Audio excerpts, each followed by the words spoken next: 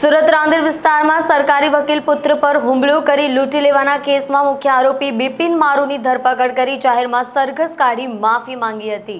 સુરતના રાંદેરમાં સરકારી વકીલ મેહુલ દેસાઈના પુત્રને માર મારી લૂંટી લેનાર 3 આરોપીની અગાઉ રાંદેર પોલીસે ધરપકડ કરી હતી। ત્યારબાદ રાંદેરમાં ધાક ધરાવતા બુટલેગર બિપિન મારુને ઝડપી લેવાયો હતો। બિપિન મારુનો જ્યાં દબદબો હતો તે જ વિસ્તારમાં પોલીસે કાયદાના પાઠ ભણાવતા તેનો જાહેરમાં વરઘોડો કાઢ્યો હતો। રાંદેર વિસ્તારમાં સરકારી વકીલના પુત્રને માર મારીને લૂંટી લેવાની ઘટના બની હતી। બુટલેગર બિપિન મારુનું નામ ખુલ્યું હતું। બિપિન મારુનો આ વિસ્તારમાં ભારે રોફ અને દબદબો ચાલતો હતો। પોલીસે આ વિસ્તારમાં વરઘોડો કાઢ્યો હતો, જેમાં કાયદાનો પાઠ ભણી લીધો હોય તેમ બિપિન મારુ 2 હાથ જોડી ચાલતો નજરે પડ્યો હતો। હાલ બિપિન મારુ 5 દિવસના રિમાન્ડ પર છે। શહેરના રાંદેર રોડ ખાતે રહેતા અને ડિસ્ટ્રિક્ટ કોર્ટમાં સરકારી વકીલ તરીકે ફરજ બજાવનાર મેહુલ દેસાઈના પુત્ર પૃથ્વીરાજ પિતા માટે દવા લેવા નીકળ્યો હતો। દરમિયાન રામનગરની તરફ આવેલા ભિક્ષુ ગૃહ પાસે કેટલાક અસામાજિક તત્વોએ કારને આંતરી પૃથ્વીરાજને બહાર કાઢી માર મારી હાફ પેન્ટ પણ ફાડી નાખી હતી। એટલું જ નહીં, આરોપીઓએ તેનો વિડીયો પણ ઉતાર્યો હતો।